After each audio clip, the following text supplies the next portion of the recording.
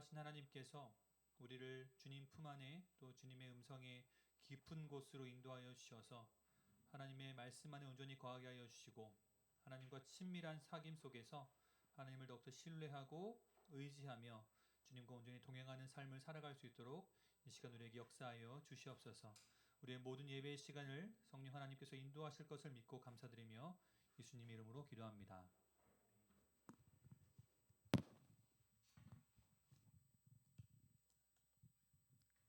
오늘도 청년부 예배 오신 여러분 모두를 환영하고 축복합니다. 모두 일어나셔서 함께 기쁜 마음으로 찬양했으면 좋겠습니다.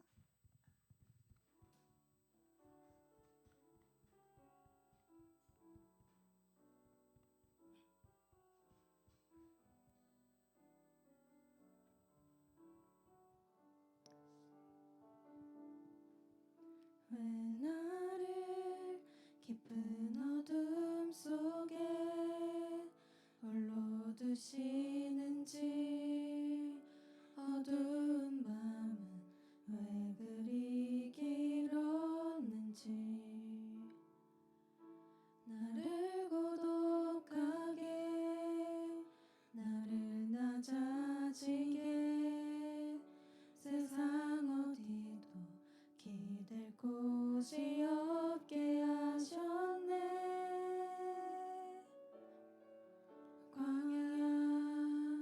광야에 서 있네.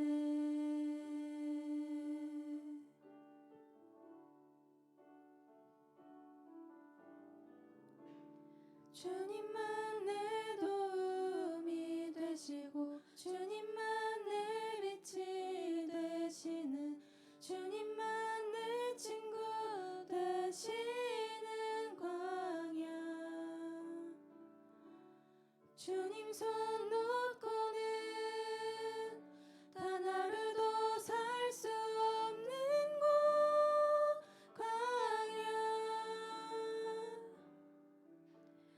광야에 서 있네.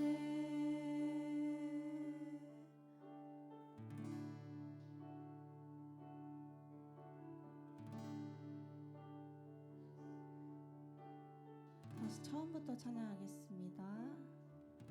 왜 나를 깊은 어둠 속에 홀로 두시는지 어두운 밤은 왜 그리 길었는지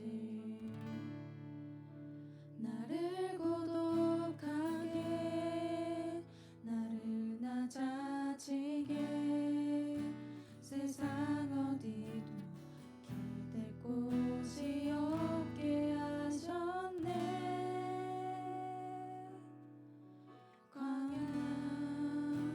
광야에 서 있네.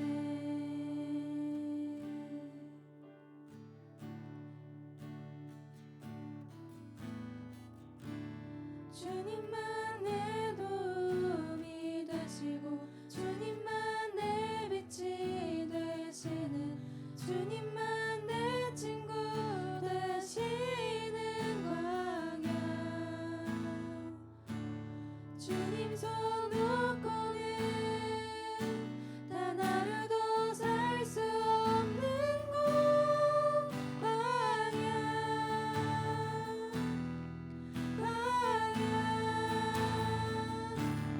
주께서 나를 사용하시며 나를 더 정결케 하시며 나를 택하여 보내신 그곳 광야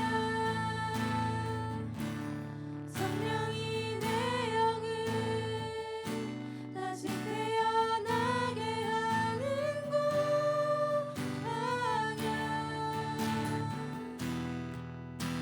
광야에 서 있네.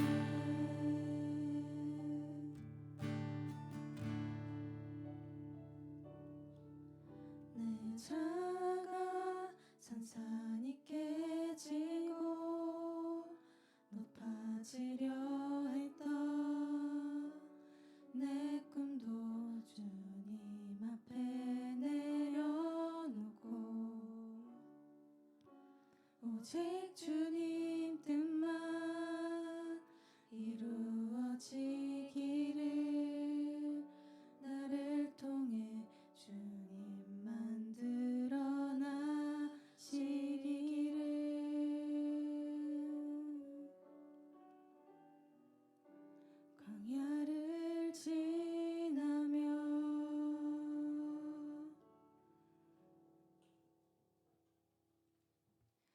언제 어디서나 늘 우리를 위해 일하시는 주님을 기억하며 찬양했으면 좋겠습니다.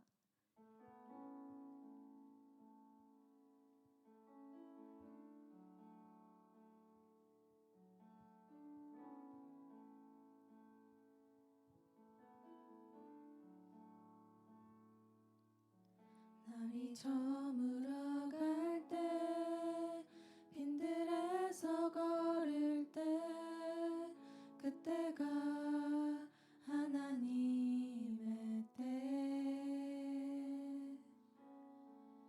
내 힘으로 안 될 때 빈손으로 걸을 때 내가 고백해 여호와 이래 날이 저물어 갈 때 빈들에서 걸을 때 그때가 하나님의 때 내 힘으로 안 될 때 빈손으로 걸을 때 내가 고백해 여호와 이래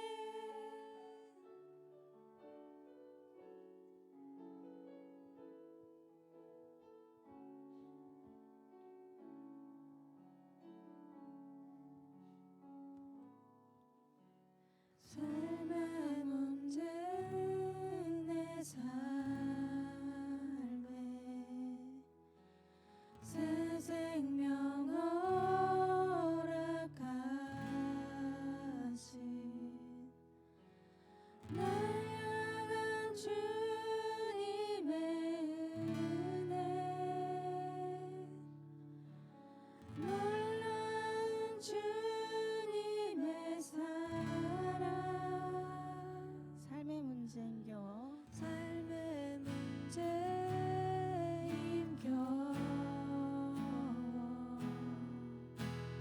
눈물만 흘릴 때도 날 안아주시는 주님 한없는 주님의 사랑 나 찬양하는 나의 믿음 주께 드려 나의 삶이 주를 향해 내 유일한 사랑 대신 주께 내 삶 드리리 나의 믿음 주께 드려 나의 삶이 주를 향해 내 유일한 사랑 대신 주께 내 삶 드리리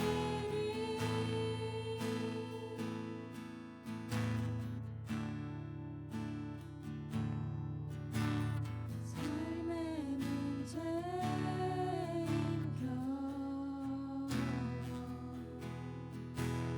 눈물만 흘릴 때도 날 안아주시는 주님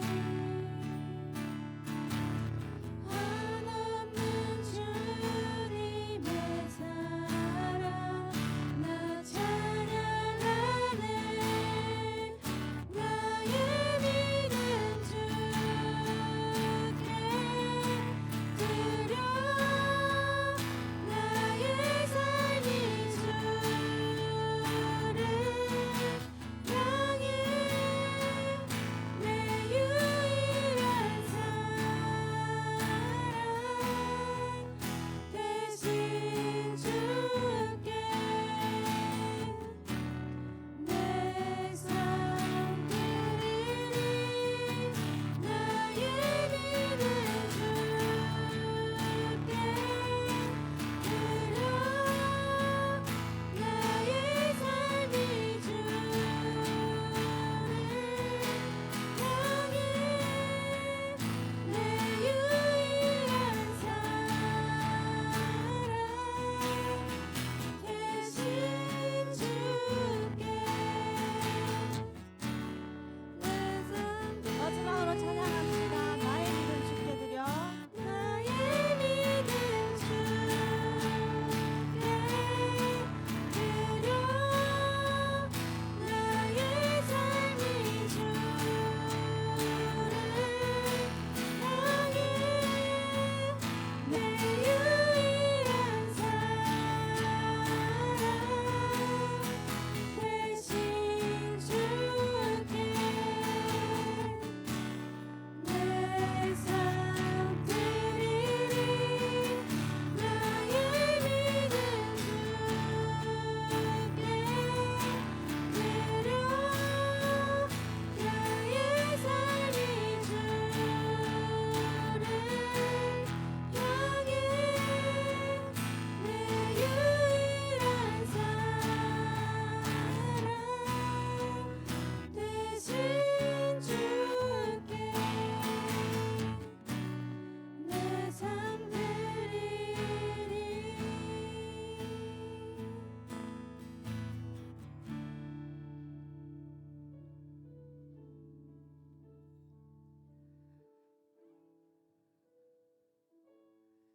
때로는 이해되지 않는 상황과 광야 같은 시간을 지날 때가 있습니다. 사람 때문에 상처받고 기대했던 것들에 무너지는 순간에도 낙심하기보다는 보이지 않는 곳에서 늘 우리를 위해 일하시고 계시는 하나님을 신뢰하길 원합니다. 내 눈에는 모든 것이 멈춘 것처럼 보여도 하나님께서 가장 선하신 길로 인도하고 계심을 믿고 환경과 감정보다 하나님을 더 바라보는 믿음을 가질 수 있길, 이 시간 내 삶의 모든 순간을 하나님께 올려드리며 어떤 상황 속에서도 하나님을 붙드는 삶이 되게 해달라고 기도하며 나아갑시다. 하나님 감사합니다. 광야 같은 삶을 살아갈 때 정말 주변에 아무것도 없을 때 느껴질 때라도 항상 주님께서는 함께 하신다는 것을 잊지 않길 원합니다. 조용하고 잔잔하고 아무것도 없어 보이지만 언제나 옆에 계시고 그 사랑 안에서 함께하시는 주님을 잊지 않고 그 믿음으로 나아가길 원합니다. 그 믿음으로 나아가길 소망합니다. 언제 어디서든 주님을 위하여서 일하시고 계신 그런 주님 잊지 않고 온전히 주님께 내 삶을 맡겨드리겠다고 결단하며 나아갔으면 좋겠습니다. 주님의 쓰신 사랑을 이 시간 우리가 역사해 주시고 인도하여 주시고 풍성한 사랑의 은혜를 우리가 꿈꾸며 나아갑니다. 주님을 꿈꾸며 나아갑니다. 하나님, 우리가 삶에서 겪게 되는 수많은 어려움들과 문제와 걱정들 하나님의 손에 다 맡겨드립니다. 사람에게 신당하고 하나님 하고자 하는 것들이 다 실패하고 낙심하고 절망하게 되는 그 두려운 상황 속에서 하나님을 바라보며 나아갑니다. 하나님께서 함께하시고 인도하시고 그 충만한 은혜를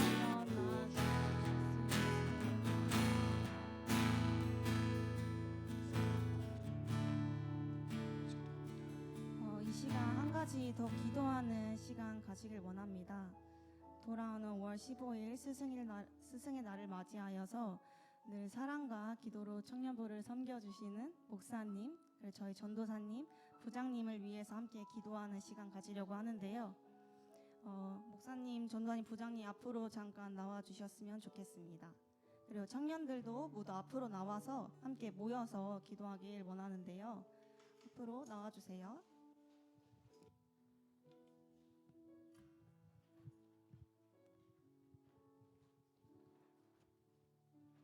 네.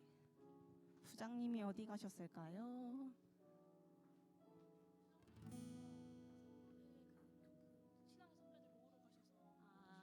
알겠습니다. 여기 그 목사님과 전도사님을 둘러서 서주시면 좋을 것 같아요.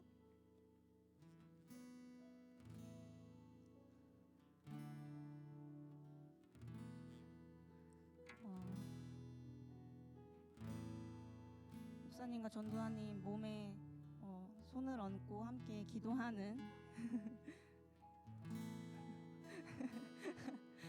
기도하는 시간 가졌으면 좋겠는데요. 총 3가지입니다. 사역 가운데 지치지 않도록 하나님께서 새 힘과 기쁨을 더해 주시길, 영육 간의 강건함을 주시고 가정과 삶의 모든 자리 위에 은혜가 함께 하시도록, 마지막으로 청년들을 향한 사랑과 섬김 가운데 하나님께서 기쁨으로 채워주시도록 늘 사랑과 섬김에 감사드리며 함께 마음 다해 기도하면 좋겠습니다. 기도합시다. 감사합니다. 언제나 사역으로 지쳐 계시고 많이 힘든 그런 상황 속에서도 저희를 위하여 그 사랑만큼을 변하시지 않는 목사님, 전도사님, 기억하게 해주시옵소서. 그 사역 가운데 지치더라도 힘을 낼 수 있는 은혜를 도와주셔서 완전히 주님만을 할 수 있는 시간이 될 수 있도록 주님께서 함께 하여 주셔서 영원한 강건함을 주시고 지칠 때에도 힘주셔서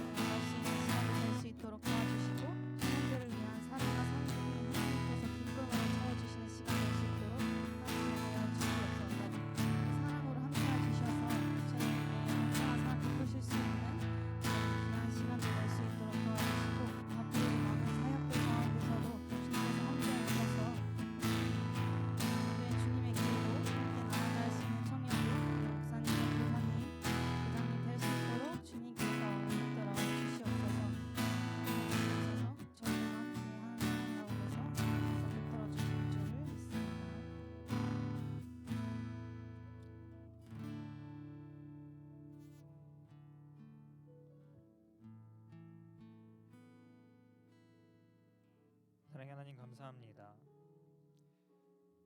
저희 성악교회 청년부에게 귀한 선물 같은 전한기 목사님, 김소연 전도사님, 그리고 김대영 부장님을 주심에 참으로 감사드립니다. 저희들이 참으로 부족하여서 평소에 표현하지 못할 때도 많고 괜히 모진 말을 할 때도 많지만, 그럼에도 주님께서 주신 이 소중한 목자들을 우린 늘 감사하게 생각하고 있음을 이 시간 다시 한번 고백합니다.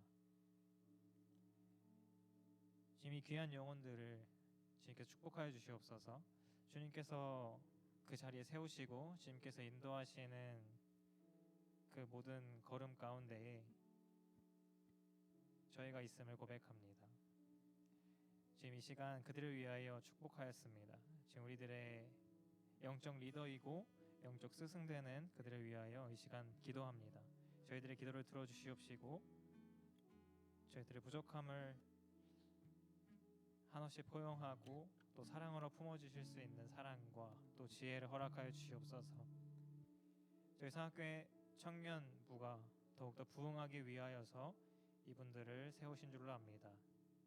우리가 우리들의 리더십을 맡기고 또한 그들도 우리들에게 더욱더 헌신과 사랑과 많은 것들을 가르쳐 줄 수 있는 지혜를 허락하여 주시옵소서. 또한 이 시간 함께하지 못한 부장님 계십니다.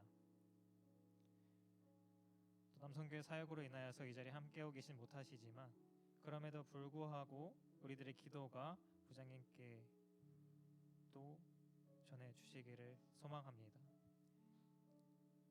각자의 사랑을 담아서 이 시간 기도했을 줄로 압니다. 이 사랑이 주님 그들에게 전하여 줄 수 있게 하여 주시옵시고 또한 이 사랑이 근원이 주님 되심을 우리가 잊지 않게 하여 주시옵소서. 남은 한 해도 또 내년에도 앞으로 우리가 만들어갈 또 우리가 더욱더 사랑하면서 나아갈 이 삼각 청년부 공동체를 위하여 기도합니다. 저희 모두에게 더욱더 주님의 사랑을 알게 하시고 또 부어주시고 우리가 단순히 욕심을 가지고 그 사랑을 우리 안에 머금고 있는 것이 아니라 흘려보내면서 더욱더 큰 사랑으로 큰 사랑의 파도를 이룰 수 있도록 아버지 함께하여 주시옵소서. 그들의 가정 가운데에도 주님 언제나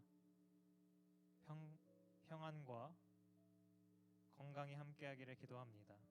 모든 순간마다 주님을 구하는 삶을 살게 하여 주시옵소서.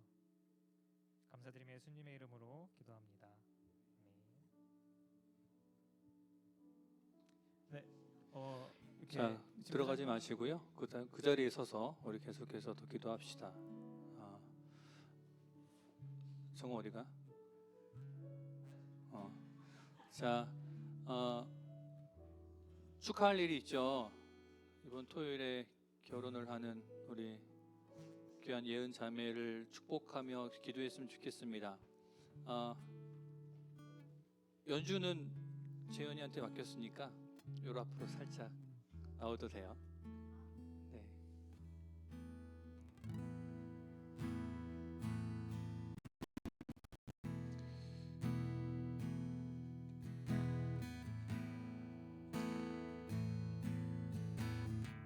자,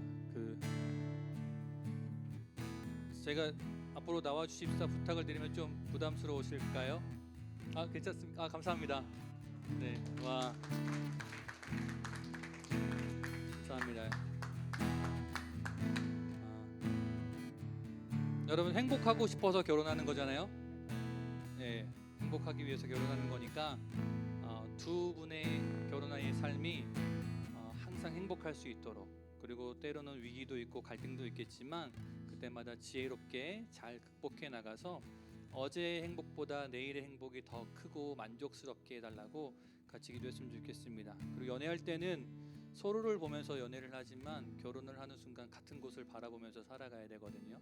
결혼해서 한 가정을 이룰 때 같은 마음과 같은 가치관을 품고 또 같은 곳을 바라보며 나아갈 수 있게 해달라고, 하나님께서 기뻐하시고 은혜와 복을 가득가득 내려주시는 그런 가정을 세워나가고 꾸려나갈 수 있게 해달라고 우리 마음을 다해서 축복하며 기도합시다. 할렐루야. 주님, 우리 귀한 자매가 이제 가정을 이룹니다. 하나님께서 좋은 배필을 만나게 하셨고 하나님 좋은 남편을 만나게 하셔서 하나님 이제는 하나의 가정을 이루어 나가게 하시니 감사를 드립니다. 하나님, 우리가 온 마음으로 축복합니다. 하나님께서 주시는 이 귀한 시간들, 앞으로 두 사람이 함께 펼쳐나갈 그 시간들을 우리가 기대합니다. 하나님 축복합니다. 하나님, 이 가정 가운데 평안을 주시고 하나님의 충만한 사랑을 베풀어 주시고 하나님 같은 곳을 바라보고 나아갈 때 발만 주어 걸어 나갈 때 하나님께서 큰 사랑을 더욱더 부어 주시옵소서. 어제보다 내일이 더 행복한 그런 나날들을 살아갈 수 있게 하여 주시고, 때로는 갈등도 있을 것이고 충돌도 있겠지만 하나님 그때마다 지혜롭게 모든 것들을 잘 극복하며 해결해 나갈 수 있게 하여 주시옵소서. 그래서 주님, 두 사람이 아주 아름답고 만족스러운 삶을 살아가며 그런 이웃들에게도 정말로 아름다운 부부의 모습을 나타낼 수 있는 그런 삶의 복을 내려 주시옵소서. 형통케 하시고 건강을 주시고 날마다 주님 안에서의 만족을 주셔서 하나님 같은 곳을 걸어 나갈 때에 하나님 같은 마음을 품고 같은 비전을 꿈꾸며 나아가게 하여 주시옵소서. 주님께서 계획하신 크고 놀라운 그 삶의 자리로 인도해 나가 주실 때에 하나님 그 주님의 선하신 온전히 신뢰하며 나아가게 하여 주시옵소서. 주님 기도합니다. 주님 축복합니다. 아바 아버지여, 우리의 기도보다 하나님의 계획이 더욱더 크고 놀라움을 알습니다. 하나님 아바 아버지여, 주님께서 그 크신 사랑을 나타내시고 이루어 주시옵소서. 그 풍성한 사랑을 찬양합니다. 주님 감사합니다. 축복합니다. 주여 큰 은혜를 한량 부어 주시옵소서.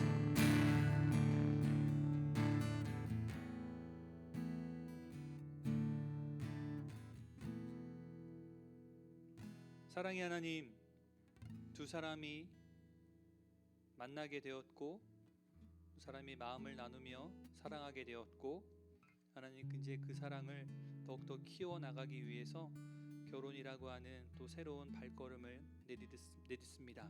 하나님께서 함께하여 주셔서 그 새로운 삶 가운데 하나님의 놀라운 인도하심이 있기를 우리가 축복하며 기도합니다.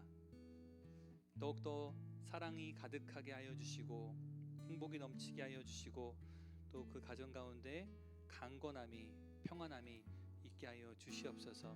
두 사람이 앞으로 함께 걸어나갈 그 길이 평안할 때도 있고 때로는 힘들 때도 있겠지만 하나님 그 결혼의 서약 앞에서 다짐하는 것처럼 힘들 때나 어려울 때나 날마다 서로를 위로하고 의지하고 격려하면서 같은 마음을 품고 같은 곳을 바라보며 나아가게 하여 주시옵소서. 주님께서 주시는 그 귀한 사랑이 더욱더 아름다운 것들로 열매 맺게 하여 주셔서 하나님 주님께서 주시는 그 풍성한 은혜를 우리가 바라볼 수 있게 하여 주시고 함께 그 가정 가운데 이루시는 것으로 인하여서 기뻐할 수 있게 하여 주시옵소서.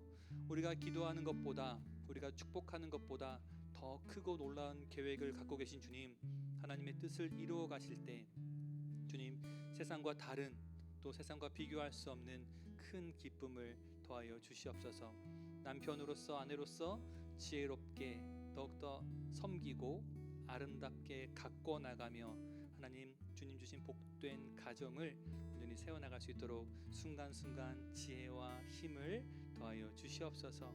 우리가 마음으로 축복하여 싸우니 하나님 우리의 모두의 축복이 이들의 삶 속에서 아름답게 열매 맺게 하여 주시옵소서. 감사드리며 예수님의 이름으로 기도합니다. 아멘. 축복합니다. 감사합니다. 저희 작지만 우리 목사님과 전도사님께 선물 전달을 드리도록 하겠습니다. 선물은 감사합니다. 네, 그리고 단체 사진 한 번만 빠르게 찍고 사이로 들어가도록 하겠습니다. 감사합니다. 단체 사진 빠르게 한번 찍고 빠르게 하도록 하겠습니다. 빠르게.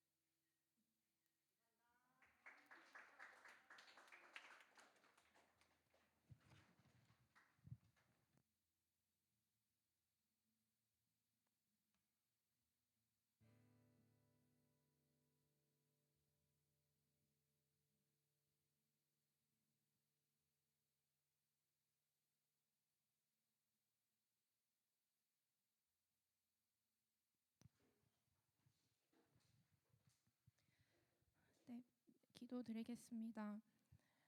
저희를 주님께 예배드리는 이 자리에 저희를 함께 불러주시고 모이게 해주심에 감사드립니다.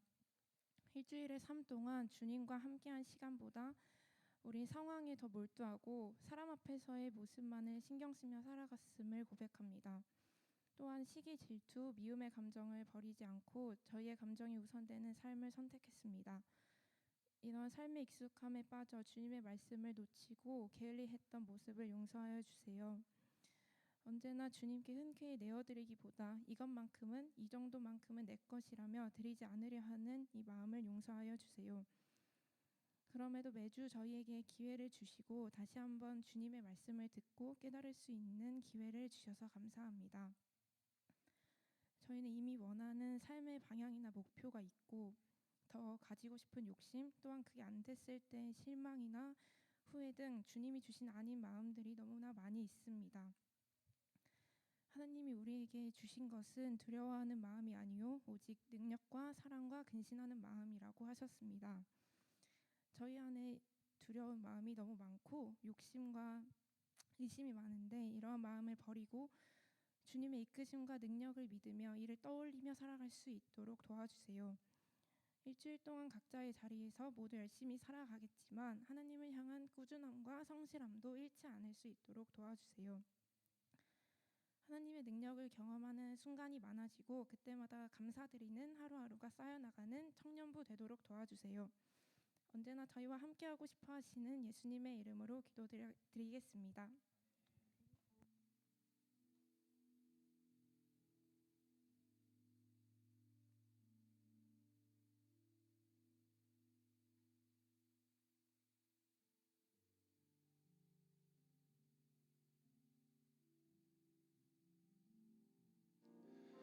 이 길을 알게 되어 나의 삶은 복되다.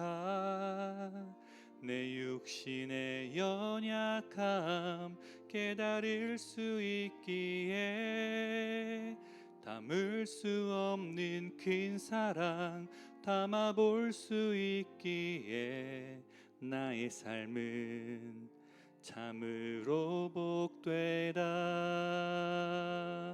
아버지의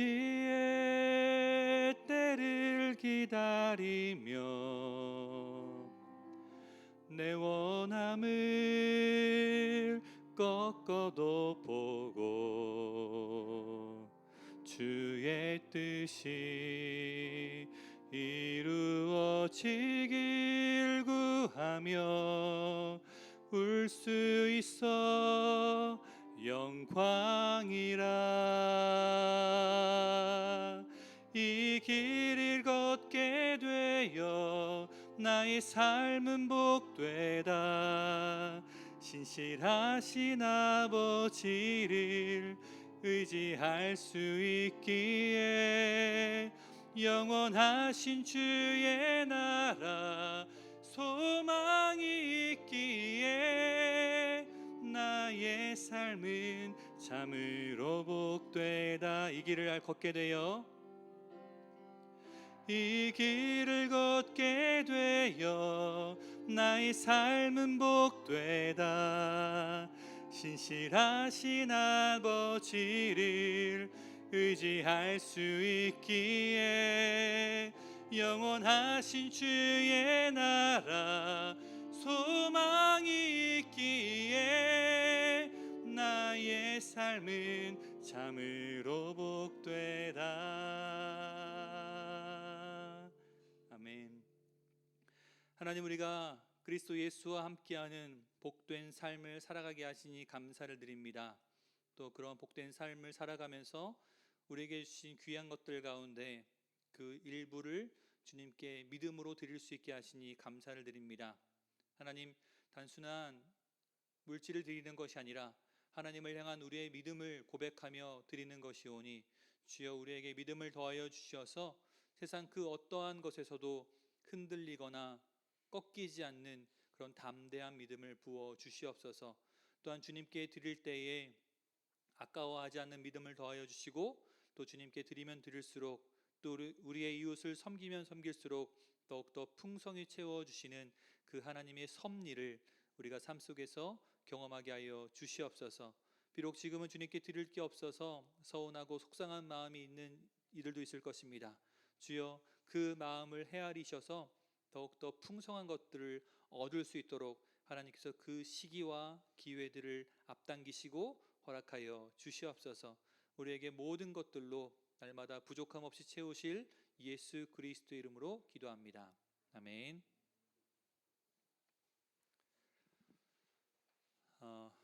고맙습니다, 여러분. 전혀 기대하지 않았는데 저는 예은 자매와 재은 자매의 기도를 해주면 될 줄 알았는데 깜짝 이벤트에 감사를 드리고요. 사역을 하면서 한 번도 감사를 받아야 된다는 생각을 해본 적이 없어요. 왜냐하면 당연히 해야 될 몫을 하고 있다고 생각을 했고, 또 사역을 하면서 나름대로 열심히 한다고 하지만 날마다 부족한 것들이 눈에 보이기 때문에 과연 사역을 하면서 칭찬받을 만할까라는 스스로 자책을 하면서 사역을 할 때가 많거든요. 그래서 여러분들의 기도가 굉장히 큰 위로가 됐습니다. 제 올해 상반기 중에 가장 큰 위로와 격려가 됐던 것 같습니다가 아니고요. 여러분들의 기도가 가장 큰 위로가 됐습니다. 감사합니다. 창세기 37장 18절부터 36절까지의 말씀을 우리가 함께 읽겠습니다. 근데 길잖아요. 길고 또 어차피 제가 설교하는 과정 속에서 이 본문의 내용을 계속 언급할 거기 때문에요. 18절과 36절 처음과 끝만 읽도록 하겠습니다. 괜찮죠? PPT? 네, 자 우리 18절 떼주시고요. 같이 읽을게요. 시작.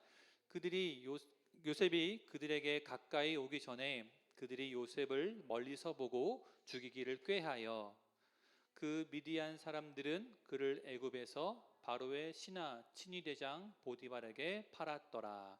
아멘. 여러분, 요셉은 우리가 어느 정도 이야기를 다 알고 있어요. 그렇죠? 아버지의 사랑을 독차지한 요셉이었습니다. 그러나 형들에게는 미움을 독차지했죠. 아버지의 편애로 형들의 시샘을 받았는데 요셉이 형들이 보기에도 밉상인 행동을 했습니다. 뭐냐면 형들의 허물을 그때그때 고자질했어요. 성경에 보니까 요셉이 형들의 허물을 아버지에게 일렀다라고 하는 표현이 있어요. 그러니까 이미 아버지의 사랑을 빼앗긴 형제들의 입장에서 요셉은 고가운 거예요. 예뻐할래야 예뻐할 수가 없는 그런 모습이었습니다. 게다가 12형제 중에 11번째거든요. 그러니까 첫째와 나이 차이가 얼마나 터울이 나겠어요. 그랬던 어린 동생이 자신의 꿈 자랑을 합니다. 형들의 곡식단이 자기의 곡식단에게 절을 하고 또 해와 달과 11개의 별이 자기에게 절했다는 거예요. 여러분, 그 꿈의 내용은 요셉이 형제들 가운데에 왕이 되고 형제들을 다스린다는 것입니다. 그래서 형들이 불쾌감을 드러내죠. 네가 우리를 다스릴 것이냐? 라고 하면서 요셉을 나무랐습니다. 자, 그렇게 형들의 미움을 받던 요셉, 그리고 아버지의 사랑을 독차지하던 요셉이 여느 날처럼 야곱은 고자질쟁이 요셉을 형들에게 보냅니다. 무엇을 하려고요? 형들을 감시하기 위해서요. 야곱의 아들들이 양떼를 잘 치고 있는지 딴짓을 하고 있진 않는지 감시하기 위해서 요셉을 보내요. 여러분, 오늘 말씀을 준비하면서 제가 그동안 무심코 지나갔던 장면을 저는 발견을 했어요. 무엇이냐면 요셉이요, 어린 시절부터 형들이 양을 잘 치고 있는지를 살펴보고 보고하는 일을 했어요. 비록 아버지의 심부름을 한 거고요. 그리고 형들에게 어떤 지시를 내린 건 아니지만 형들을 관리하는 일을 어린 시절에 했더라고요. 요셉이 어린 시절의 요셉이 이 일에 얼마나 큰 의미를 뒀겠어요. 야곱도 마찬가지로 요셉을 형들을 지배하는 자로 세우려고 의도적으로 이 일을 시켰겠습니까? 저는 전혀 그렇지 않았을 거라고 봐요. 야곱은 그저 자기가 사랑하는 라헬이 낳은 아들을 더욱 금이야 오기야 키우느라 다른 형제들처럼 들판에 보내지 않고 자기 옆에 끼우고 있었던 거고요. 요셉은 아버지의 사랑을 자기가 받고 있으니까 이 사랑을 더 뺏기지 않으려고 형들에게 있을 그 작은 사랑까지도 자기가 가져가려고 형들을 계속해서 고자질한 거예요. 근데요, 여러분, 요셉이 했던 이 행동들, 아버지의 명령을 따라서 형들을 감시하고 보고했던 행동이 하나님의 눈으로 봤을 때는 복선일 수 있는 거예요. 2절에서요, 우리가 읽지 않은 2절에서 보면 요셉은 그의 형들과 함께 양을 칠 때에 그들의 잘못을 아버지께 말하더라라는 표현이 있어요. 여기서 말하더라라고 하는 히브리어 단어가 뭐냐면 보고, 정보, 판단을 뜻하는 단어입니다. 그러니까 정보를 수집해서 전달했다는 거예요. 그리고 14절에서 야곱이 요셉을 보낼 때 내 형들과 양떼들이 잘 있는지 보고 돌아와 내게 알리라 했거든요. 여기서 보고라고 하는 것이 상황을 파악하고 평가하는 감독관의 언어입니다. 그리고 알려라 라고 하는 것은 말을 나에게 돌려줘라, 즉 공식적인 보고를 하라는 표현이에요. 일상적인 대화가 아니라요, 임무를 수행하고 나서 보고하는 언어입니다. 어린 시절에 요셉이 아무 생각 없이 했던 이 일이요, 훗날 애굽에서 총리가 되어서 요셉이 했던 일과 정확히 일치해요. 형들이 양을 잘 치는지 살폈잖아요. 온 백성을 관리하고 감독했어요. 아버지에게 보고했잖아요. 바로에게 보고하고 국가를 운영했어요. 그리고 형들을 관찰하고 잘못한 것을 알렸죠. 이것이 훗날 곡식 창고를 관리하면서 민족들을 살려냈습니다. 그리고 마지막으로 심부름꾼이지만 관리자 역할을 했죠. 애굽 땅에서도 공식적인 최고 관리자 역할을 했습니다. 성경 해석학에서는 이것을 뭐라고 얘기하냐면요, 예표적 복선이라고 불러요. 이찬영제 적었죠? 예표적 복선. 그러니까 어린 시절의 작은 행동이 훗날 큰 사명의 축소판이었던 겁니다. 다윗이요, 어린 시절에 양을 치던 목동이었잖아요. 훗날 그가 이스라엘을 다스리는 목자의 왕이 됐습니다. 그리고 모세는 이드로의 양을 치던 자기의 장인 이드로의 양을 돌봤는데요, 이스라엘 백성을 광야에서 인도하는 목자가 되었습니다. 마찬가지로 요셉도 마찬가지예요. 형들과 양떼를 살피고 보고하던 소년이 훗날 민족을 살피고 바로에게 보고하며 나라를 운영하는 총리가 된 겁니다. 이 패턴은요, 우연이 아니에요. 성경에서 아주 굉장히 자주 사용되는 그런 패턴입니다. 하나님은 장차 맡길 일을 미리 작은 곳에서 연습시키십니다. 요셉이 형들을 감시하고 아버지의 심부름을 할 때 그게 훗날 요셉 그 애굽의 총리가 될 거라는 그 준비였다는 사실을 알았을까요?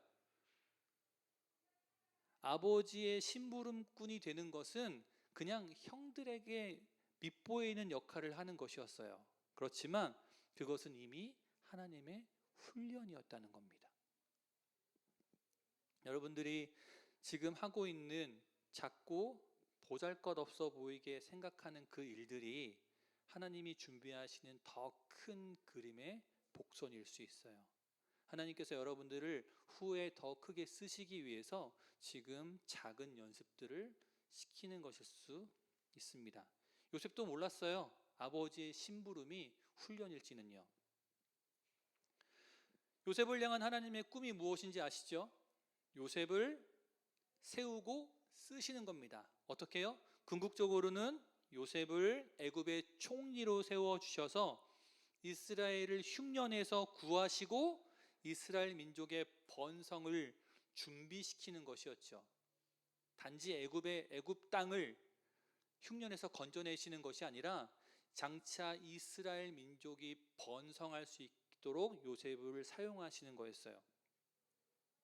이제 이 꿈의 여정이 시작되는 페이지가 우리가 읽은 본문인데요.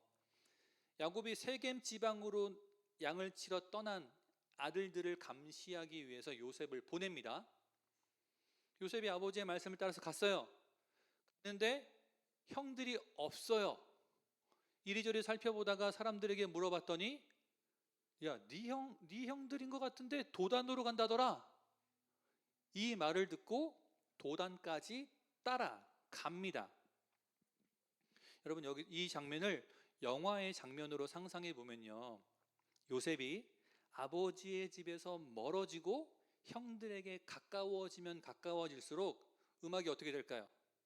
점점 무겁고 암울하고 어두운 음악이 흘러가는 거예요. 그리고 걸으면 걸을수록, 형들을 향해 가까워지면 가까워질수록 머리 위에 뭐가 날아갈까요? 까마귀가 날아다녀요. 그리고 길바닥에는 들짐승에게 잡혀먹은 동물의 사체들이 널려 있는 장면이 클로즈업 되는 거죠. 가는 길은 불길하고 불행하고 위험한 장면들이 영화로 본다면 펼쳐질 거예요. 드디어 도단에 도착했습니다. 그래서 형들을 수소문합니다. 저기요, 헤브론에서 온 10명의 양치기들을 못 봤습니까? 그들이 저희 형인데요, 어디 있는지 봤어요? 좀 알려주시겠어요? 자, 그렇게 수소문해서 결국엔 알아내죠. 그래서 요셉은 아마 발걸음이 빨라졌을 거예요. 왜? 요셉은 형들을 미워하진 않았거든요. 형들을 만난다는 그 설렘에 빨리빨리 걸음을 재촉을 했죠. 그런데 형들의 마음은 달랐습니다.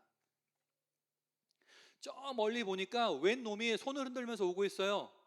자세히 봤더니 한눈에 튀어요. 자세히 볼 필요도 없어요. 왜? 아버지가 주신 채색 옷을 입고 있거든요. 누가 봐도 화려한, 실크로 된, 누가 봐도 패턴도 화려한, 그리고 누가 봐도 명품 로고가 빡 박혀있는 그런 옷을 입고 있거든요. 형들이 개역개정 성경에 보면 그 모습을 보고 형들이 얘기합니다. 야, 저기 꿈꾸는 자가 오는도다. 여러분, 형들이 요셉을 미워하게 된 결정적인 계기가 이 꿈에 있었어요. 아버지의 편애를 무기 삼아서 기고만장하게 굴던 이 요셉이 형들의 지배자가 되겠다고 꿈을 자랑스럽게 얘기할 때 이 형들은 도저히 참을 수가 없었던 겁니다. 그래서 요셉은 반가워서 형들에게 달려가는데 이 형들은 요셉에 대한 질투와 분노와 증오심으로 요셉을 죽이려는 음모를 꾸밉니다. 전혀 지체함이 없어요. 그래서 자기네들끼리 얘기죠. 야, 저 새끼 오면 우리 죽여서 여기 웅덩이에 던져버리자. 살인 및 시신 유기를 공모합니다. 그런데 장남인 르우벤은 좀 다른 생각을 갖고 있었죠. 야, 그냥 죽이지는 말고 웅덩이에 던져만 놓자. 그럼 알아서 죽을 거 아니야. 물론 르우벤의 마음속엔 형제들 모르게 요셉을 꺼내서 돌려보내야겠다라고 하는 계획은 갖고 있었어요. 근데 르우벤은 선했을까요? 장남인 르우벤은 선한 사람이었을까요? 아니요, 그렇진 않았어요. 르우벤은 적극적으로 그 살인 공모에서 그거를 반대하진 않았습니다. 그냥 야, 손에 피는 묻히지 말고 알아서 죽게 두자, 이런 식으로 얘기를 한 거예요. 방조죄가 성립됩니다. 자, 그렇게 요셉이 형들 앞에 딱 도착하자마자 형들이 요셉을 붙듭니다. 그래서 아버지가 입혀준 채색옷, 오늘날로 비유하자면 아버지가 요셉에게만 사준, 명품관에서 사준, 그 VIP들만 갈 수 있는 곳에서 사준 그 명품 옷을 벗겨버리고요, 물이 없는 웅덩이에 던져버립니다. 왜 물이 없는 웅덩이일까? 여러분, 물이 있는 웅덩이보다 물이 없는 웅덩이가 더 고통스러운 거예요. 왜요? 그곳에서요, 나오지도 못하고 배고픔과 굶주림과 추위와 더위 속에서 서서히 말라 죽어가는 거예요. 아무도 꺼내주지 않는다면 요셉은 거기서 그냥 백골 상태로 언젠가 발견되는 겁니다. 그런데 여기서요, 여러분, 형들이 요셉을 얼마나 미워했는지 나타내는 대목이 또 하나 나오는데요. 자기의 형제를 죽이려고 웅덩이에 던져놓고 자기네들은 태연하게 밥을 먹고 있습니다. 우리는 이럴 때 밥을 먹는다고 얘기하지 않죠. 밥을 쳐 드시고 계십니다. 일반적으로 밥이 넘어갈 수 있는 상황이 아니죠. 왜요? 내 안엔 지금 징후가 들끓고 있어요. 그래서 형제를 죽이려고 내던졌단 말이에요. 그러면 정상적인 사람이라면 분노와 괴로움 때문에 도망을 치거나 거기서 아파해야죠. 근데 거기서 태연하게 밥을 먹고 있습니다. 그러다가 그 앞을 지나가는 이스마엘 상인들을 봐요. 그랬더니 유다가 제안합니다. 야, 잘 들어봐. 저 새끼 죽여봐야 우리가 뭐가 남냐? 우리한테 뭐가 유익해? 어차피 쟤도 우리 형제이기도 하고 우리 피부친데 굳이 우리 손에 피 묻힐 일 있어? 그냥 저기 상인들 지나가니까 팔아버리자. 그럼 여러분, 팔아버리면 돈이라도 남아요. 형제들은 유다의 말에 동의를 했고요. 당시 남자 노예의 평균 가격이었던 은 20을 받고 요셉을 넘깁니다. 이 과정을 보세요. 살인 및 시신 유기에서 감금으로 변했다가 감금에서 다시 인신매매로 변화됐습니다. 이후에 이제 형들이 거짓말을 하고 야곱이 또 슬퍼하는 장면이 나오는데 그건 굳이 언급할 필요 없이요. 우리가 보고 싶은 건 요셉이 겪고 있는 이 일련의 사건들이에요. 여러분, 요셉이 꾼 꿈이요. 그건 요셉 스스로 자기의 인생을 계획한 게 아니라요. 요셉을 향한 하나님의 비전이라는 걸 우리가 알고 있죠. 그래서 요셉의 이야기를 전할 때나 여러분들이 들을 때나 우리 각 사람을 향한 하나님의 비전이 있다는 것을 우리는 듣습니다. 저는 전합니다. 그리고 하나님께서 그 길을 인도하셔서 그 꿈을 성취하실 것이라는 걸 우린 알아요. 믿어요. 그런데 여기에 놀라운 하나님의 뜻이 담겨 있어요. 뭐냐면 하나님께서 요셉에게 계획하신 그 꿈을 이루기 위해서 요셉을 거기에 두실 수가 없었다는 겁니다. 아버지 야곱, 요셉을 미치도록 사랑한 이 야곱 곁에 둘 수 없었어요. 안전한 곳이거든요. 안락한 곳이에요. 항상 만족이 넘쳐나는 곳이에요. 근데 그곳에서 요셉이 무슨 꿈을 꿀 수 있었겠어요? 여러분 생각해 보세요. 요셉을 사랑한 야곱이 요셉에게 형제들보다 더 많은 유산을 물려주겠죠? 그러면 요셉은 그곳에서 금수저를 물고 천하태평하게 살아갈 거예요. 아버지의 절대적인 사랑과 안락함과 안정감이 있지만 하나님의 비전을 이루는 데 있어서는 그건 내적인 위험 요소였습니다. 그래서 하나님은 요셉을 야곱 품에 둘 수 없었어요. 그리고 또 다른 이유는 그곳에 형들의 미움이 있기 때문입니다. 형들은 단지 요셉을 질투한 게 아니에요. 보자마자 죽이려고 했잖아요. 그러니까 언제든지 요셉을 향한 분노와 증오심으로 요셉을 위협할 수 있기 때문에 야곱의 집에 두면 안 됐습니다. 형들의 미움은 하나님의 비전을 무너뜨리는 외적 위험 요소였어요. 요셉이 아버지와 그 형제들과 함께 있으면 하나님의 꿈을 성취할 수 없는 조건이었기 때문에 하나님은 요셉을 거기 두지 않으시고 옮기신 겁니다. 그런데 더 큰 문제가 있어요. 뭐냐면 그 옮기는 과정이요. 사실 피할 수만 있다면 피하고 싶은 두려움과 고통과 절망과 외로움을 느끼지 않을 수가 없는 그런 환경이라는 거예요. 요셉의 이 꿈을 향한 여정은요, 음모의 반복입니다. 미리 안다면 결코 가고 싶지 않은 길이에요. 재원 형제 며칠 남았죠? 40일. 40일 남았죠. 40일 남았다가 40일 후에 다시 가려면 갈 거예요? 안 가죠. 여러분, 군필자들은 다시 군대 가라 그러면 안 갑니다. 왜요? 알거든요. 그곳에서 생활이 얼마나 거지 같고 비합리적이고 비효율적이고 그렇다는 걸요. 그러니까 뭐 사람들이 얘기하잖아요. 1억 주면 갈래? 10억 주면 갈래? 얼마 주면 갈래? 그래도 안 간다고 얘기하잖아요. 요셉이 겪은 고난의 목록을 제가 한번 읊어볼게요. 자, 먼저 형들이 요셉을 죽이려는 음모가 펼쳐졌습니다. 그리고 요셉을 향한 아버지의 사랑의 증표였던 채색옷이 벗겨졌습니다. 이건 요셉의 정체성이 무너진 거예요. 그리고 서서히 고통 가운데 죽어갈 수밖에 없는 물이 없는 웅덩이에 내던져졌습니다. 그리고 형제들이 가족애를 버리고 노예로 팔아버렸습니다. 그 후에 요셉은요 죽음으로 위장되어 버렸죠. 살아 있으나 죽은 자가 돼버렸습니다. 추가적으로 보디발의 집에 팔려갔을 때도 보디발의 아내가 유혹을 하죠. 여기서 아내의 유혹이 펼쳐지네요.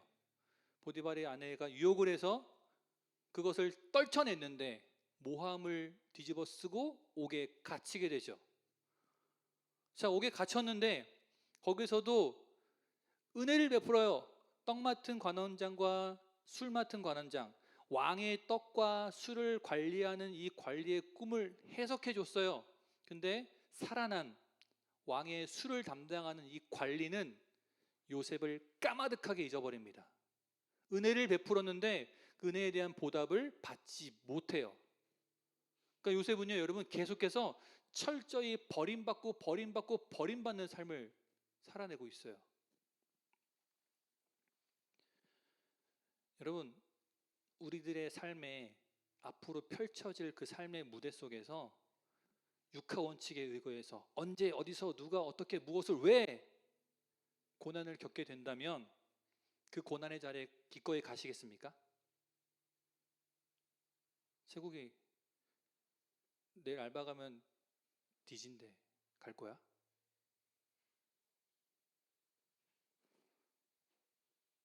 뭐 안 가겠죠. 다들 안 가려고, 절대 안 가려고 할 거예요.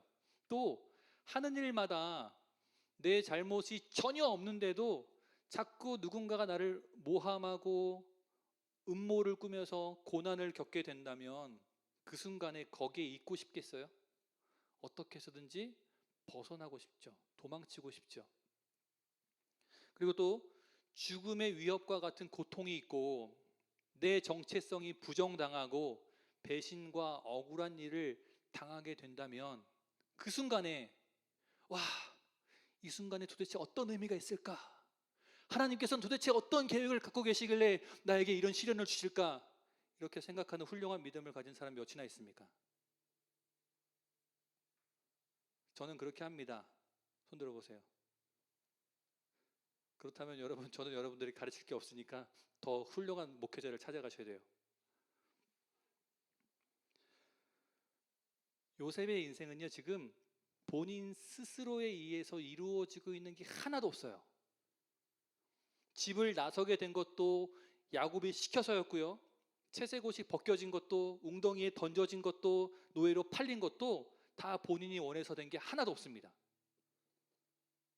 그런데 여러분, 우리가 이걸 기억해야 돼요. 오늘 말씀 다 잊어도 괜찮아요. 이것만 기억하십시오. 이 고난의 길이요, 요셉의 꿈을 이루기 위해서 요셉을 이끄신 하나님의 최선이었어요. 요셉에게 그 꿈을 주신 궁극적인 이유가 뭐라 그랬죠? 요셉을 애굽의 총리로 세우셔서 이스라엘을 흉년에서 구원하시고 이스라엘 민족의 번성을 준비하신 거잖아요. 그래서 하나님께서 이 요셉을 집에서 야곱의 품에서 세겜으로 도단으로 보내고 거기서 형들이 꾸민 살인 공모를 하나님께서 감금으로 바꾸시죠. 감금되었던 이 요셉이 노예 신분으로 인신매매되어서 애굽으로 팔려가게 하십니다. 요셉을 애굽의 총리로 세우기 위해서 요셉을 애굽으로 옮기신 거예요. 요셉의 인생을 보면서요, 여러분, 현재 우리들의 삶을 다시 한번 바라볼 수 있어요. 하나님께서 왜 나를 이렇게 힘들게 두시는가? 이런 원망과 의심이 되는 그 힘들고 어려운 순간이요, 어쩌면 내게 주신 하나님의 최선일 수도 있다는 거예요. 깊은 한숨 나오고 눈물을 왈칵 쏟아지고 공황장애가 올 것만 같은 그런 고단한 오늘이 사실은 나를 향한 하나님의 최선이라면 솔직히 실망할 수밖에 없겠죠. 실망감이 들기도 하겠죠. 아까 우리가 첫 시작할 때 불렀던 그 광야를 지나며의 가사처럼요. 왜 나를 깊은 어둠 속에 홀로 두시는지. 혼자 있는 거예요. 형제들도 없어요. 나를 위로해 줄 친구도 없어요. 홀로 내버려 두십니다. 그러니까 현재 나의 삶이 내가 보기에는 이게 최선이야! 라고 그렇게 소리치고 싶은 그 상황이 하나님께서 보시기에는 지금은 이게 최선이야 라고 말하는 순간일 수 있다는 거예요. 우리가 할 일은 뭘까요? 그렇다면 그냥 그 상황에서 그냥 하나님께 내어드리고 죽이시려면 죽이십시오 둬야 될까요? 여러분, 우리가 해야 될 건 뭐냐면 첫 번째는 이거예요. 지옥 같은 이 순간, 이 자리가 하나님의 최선이라면 하나님은 선하시다는 것을 우리는 계속해서 떠올려야 합니다. God is good. 그 뭐라고 나와야 돼요? All the time. God is good all the time. 선하신 하나님께서 우리 각 사람에게 삶의 계획하신 그 꿈을 이루시기 위해서 선하게 인도하시고 일하고 계시다는 그 믿음을 가져야 돼요. 힘겨운 오늘이요, 여러분. 하나님의 꿈이 마지막이 아닐 거니까요. 내가 주저앉아 있고 눈물 흘리고 근심하고 있는 게 하나님의 마지막 꿈의 순간일까요? 나를 향한 하나님의 꿈의 마지막 순간? 절대 아니죠. 하나님께서 우리 각자에게 그 성취하실 실제 꿈의 모양은 다 다를 거예요.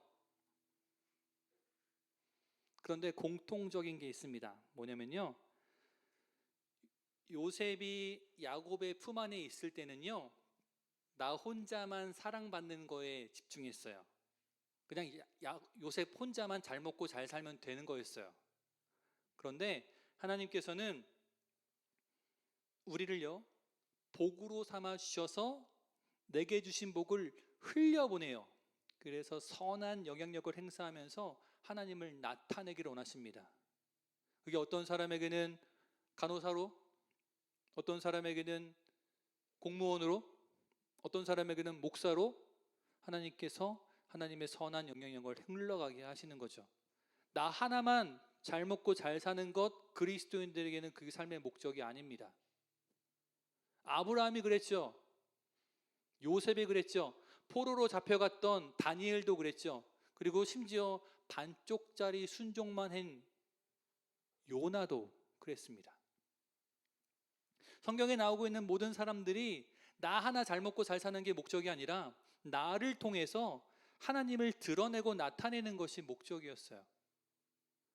나도 살고, 여러분, 나도 살고 나를 통해 다른 사람도 살리는 그 순간, 그 자리까지 하나님은 우리를 인도해 가실 겁니다. 그리고 요셉의 이야기를 통해서 우리에게 주는 도전은 또 뭐냐면 주어진 삶에 성실한 거예요. 요셉의 이야기를 보면요, 요셉은 성실함, 요셉 이퀄 성실입니다. 야곱이 요셉을 보낸 곳이 어디였어요? 세겜이었어요.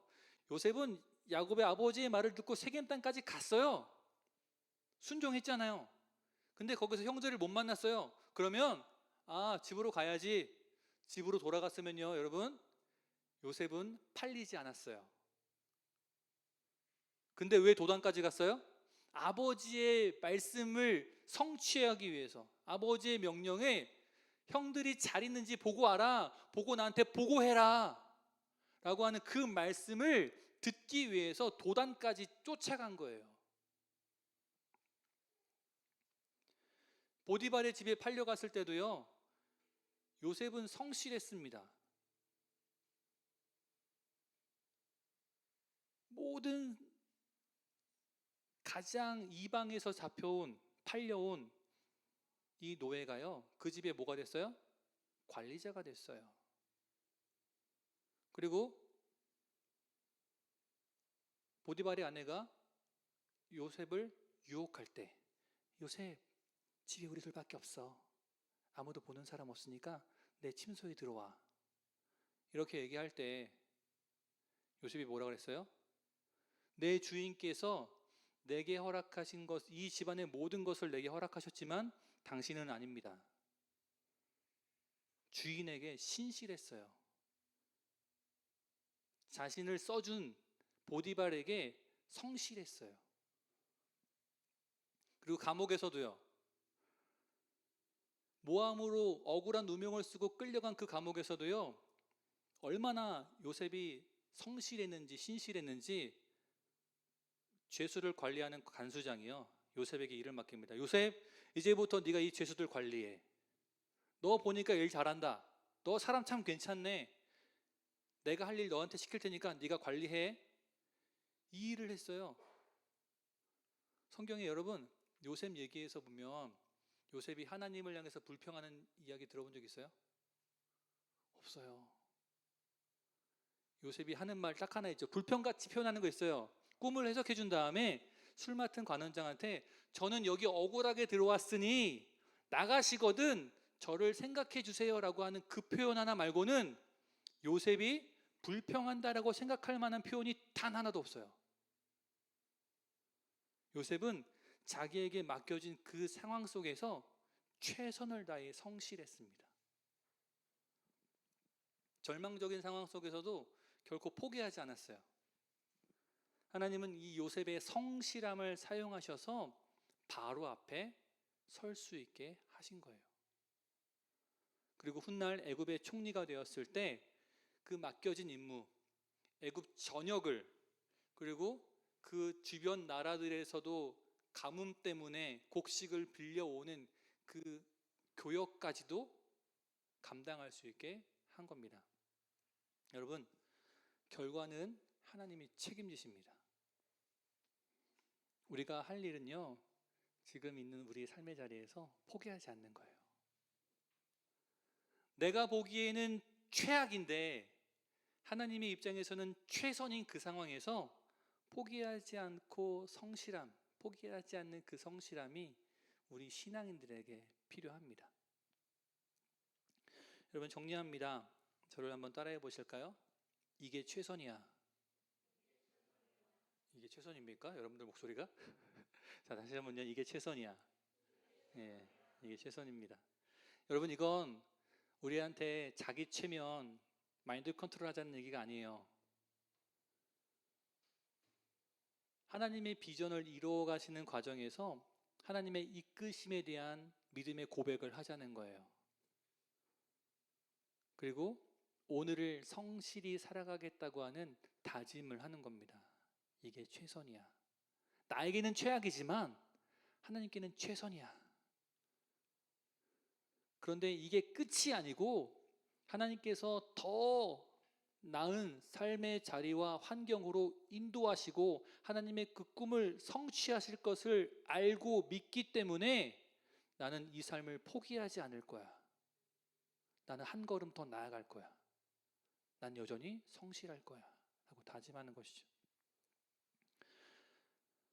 비록 지금은 최악을 경험하는 최선일지 몰라도요, 마지막에 하나님의 그 꿈이 성취될 때에는요, 우리가 다 사명에 불타오를 거예요. 그리고 뜨거운 열정과 넘치는 기쁨으로 우리는 그 하나님의 최선을, 지금과는 다른 또 다른 차원의, 전혀 다른 차원의 최선을 우리는 맛보게 될 겁니다. 우리가 그날을 기억하시면서요, 요셉의 삶을 바라볼 때 우리들의 삶 또한 하나님의 꿈을 이루어 가시는 그 하나님의 섭리를 날마다 묵상하며 나아갔으면 좋겠습니다. 기도하겠습니다. 하나님 아버지, 주의 청년들이 우리가 지금 이 시간에 주의 앞에 있습니다. 우리에게 각자의 구덩이가 있고 우리 각자의 고단함이 있습니다. 우리 눈에 보기에는 최악처럼 보이는 우리의 삶의 자리가 하나님의 눈에는 최선의 자리인 것을 우리가 믿음으로 고백합니다. 요셉을 거기에 둘 수 없으셨던 것처럼 오늘 우리가 겪는 고난도 목적이 없는 것이 없음을 믿습니다. 건져내시고 다시 입히시고 꿈의 자리로 인도하시는 하나님을 신뢰합니다. 주여, 그래서 우리는 믿음으로 주님을 바라보고 선하신 하나님을 기대하며 포기하지 않고 오늘 이 자리에서 성실하게 살아가고 싶습니다. 주님, 우리를 지키시고 인도하여 주시옵소서. 예수님 이름으로 기도합니다. 아멘. 우리 주 예수 그리스도의 은혜와 하나님 아버지의 무한하신 사랑과 성령님의 인도하심이 비록 지금은 고통과 아픔이 가득한 삶의 자리를 지날지라도 그 시간이 하나님의 최선일 수 있다는 것을 기억하고 믿음으로 하나님의 선하심을 구하며 주어진 삶에 최선을 다하며 살기를 다짐하는 우리에게, 그래서 결국에는 하나님의 그 꿈의 놀라운 성취를 맛보아 알고 나타내기를 소망하며 다짐한 우리에게 이제부터 영원토록 함께하기를 간절히 축원하옵나이다. 아멘.